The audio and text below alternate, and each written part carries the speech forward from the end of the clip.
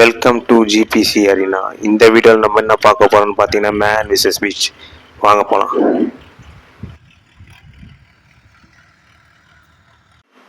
நம்ம குழு நம்மளை இங்கே இறக்கி விட்டு போயிட்டாங்க. இந்த வீடியோவில் நம்ம என்ன பார்க்க போகிறோம்னு பார்த்தீங்கன்னா இந்த இடத்துல எப்படி சர்வே பண்ண போகிறோன்றத பார்க்க போகிறோம். அது மட்டும் இல்லாமல் இந்த இடத்துல எப்படி சர்வே பண்ணி இந்த இடத்த விட்டு எப்படி போகிறோன்றத நம்ம வீடியோவில் பார்க்கலாம். வாங்க. ஜிபிசி அவரது குழுவினர்களும் காலை 5:30 மணி பஸ்ஸிலே கிளம்பி வந்து விட்டனர். இப்பொழுது இவர்கள் இங்கிருந்து எவ்வாறு கிளம்பி செல்கிறார்கள் என்று பார்ப்போம். இதுக்கு பேர் தான் பீச்சுன்னு சொல்லுவாங்க. அதோ அந்த பறவை போல வாழ வேண்டும், இதோ இந்த அலைகள் போல ஆட வேண்டும், நாம் இந்த திசையை நோக்கி தான் போக வேண்டும். வாருங்கள், போய்கொண்டே இருப்போம். ஜிபிசியும் அவரது குழுவினர்களும் பல இன்னல்களை தாண்டி கடற்கரை நோக்கி சென்று கொண்டிருக்கிறார்கள்.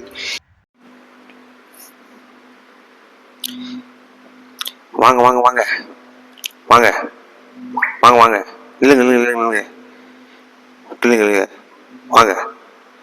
அங்கே பார்த்தீங்களா, அதுக்கு பேர் தான் காக்கான்னு சொல்லுவாங்க, இங்கிலீஷில் க்ரோன்னு சொல்லுவாங்க. இது ஒரு அரிய வகை பறவை. அது மட்டும் இல்லாமல் பல ஆயாங்க வர சுடும்போது அதை நைஸாக தூக்கிட்டு போகிற பறவையும் தான். இப்போ அதுக்கிட்ட வடை இருக்கான்னு தெரியல. அந்த பறவையிடம் வடை இருப்பதை அறிந்த ஜிபிசி அதை கண்டுபிடிக்க செல்கிறார். அது அவரை ஏமாற்றி சென்று விட்டதால் ஒரு விதமான ஓசையை எழுப்பிவிட்டு அவர் அங்கிருந்து சென்று விட்டார்.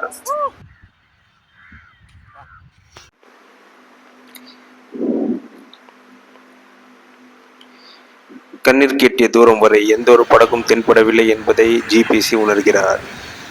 இங்கிருந்து எவ்வாறு தப்பிப்பது என்பதை அவர் யோசித்துக் கொண்டிருக்கிறார். இப்போ நம்ம பார்த்தீங்கன்னா நம்ம 1.5 மணி நேரமாக இங்கேயே தான் இருக்கோம். நம்மக்கிட்ட சாப்பிட பர்பியும் வாட்டர் பாட்டிலும் தான் இருக்குது. இப்போதைக்கு நம்மக்கிட்ட வேறு எதுவும் இல்லை. கூடிய சீக்கிரம் நம்ம இந்த இடத்த விட்டு போயாகணும். வாங்க போகலாம். தன்னிடம் இருக்கும் பர்பியை சாப்பிடுவதற்கு சரியான நேரத்தை எதிர்நோக்கி காத்து கொண்டிருக்கிறார் ஜிபிசி.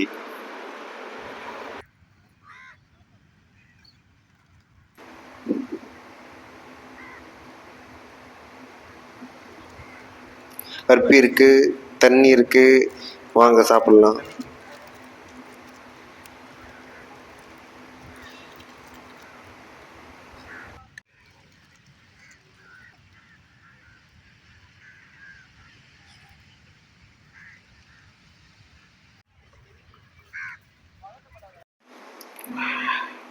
பார்த்தீங்களா, இதுக்கு பேர் தான் மாடுன்னு சொல்லுவாங்க.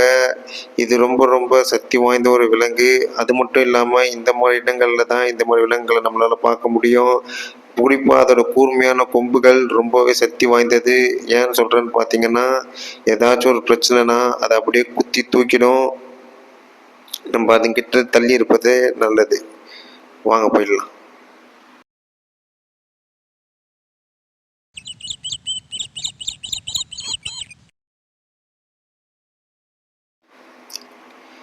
இதுக்கு பேர் தான் ராட்டணும்னு சொல்லுவாங்க. இதோ இங்கே இருக்கிற இந்த குதிரைங்களை இங்கே மேலே இருக்கிற இந்த கம்பிங்களில் மாட்டி சுத்த விடுவாங்க. அதாவது பார்த்திங்கன்னா 90s கிட்ஸ்ன்ற ஒரு இனம் இருந்துருக்கு. அந்த இனத்துக்கு இந்த குதிரைகள் மேலே உட்காந்து சுற்றும்போது தன்னைத்தானே ராஜாவாகவும் அவங்க நினைச்சிக்கிட்டு வாழ்வாங்கன்னு வரலாறு சொல்லுது. கடைசி வரைக்கும் அவங்க ராஜாவாக நினைச்சிட்டு வாழத்தான் முடிந்ததே தவிர நிஜத்தில் அவர்களால் ராஜாவாக இருக்க முடியவில்லை. வாங்க இப்போ.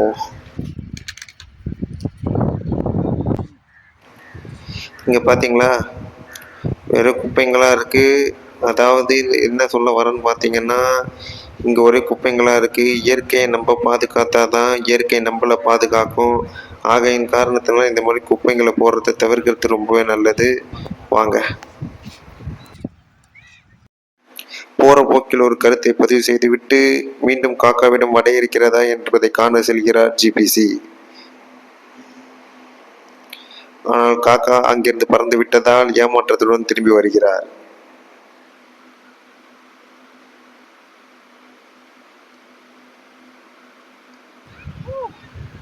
பாத்தீங்களா,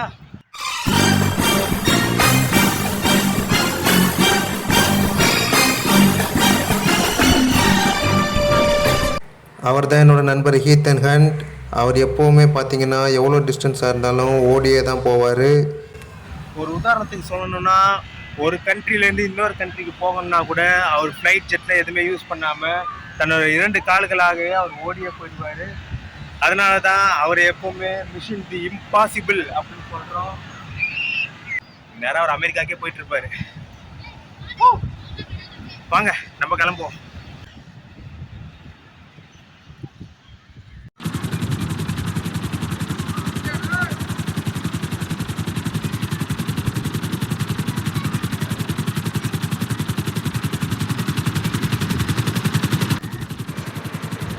நமக்கான வாகனம் வந்தாச்சு. நம்மளோட நண்பர் ஈத்தன் தான் நமக்காக இந்த வாகனத்தை அனுப்பி வச்சிருக்காரு. ஸோ நான் கிளம்புறேன், பாய். இவ்வளவு செலவு செய்து ஹெலிகாப்டரை வர வைத்ததற்காகவாவது ஒரு லைக் மற்றும் சப்ஸ்கிரைப் செய்து விடுங்கள். உங்களிடமிருந்து விடைபெற்றுக் கொள்வது உங்கள் GPC.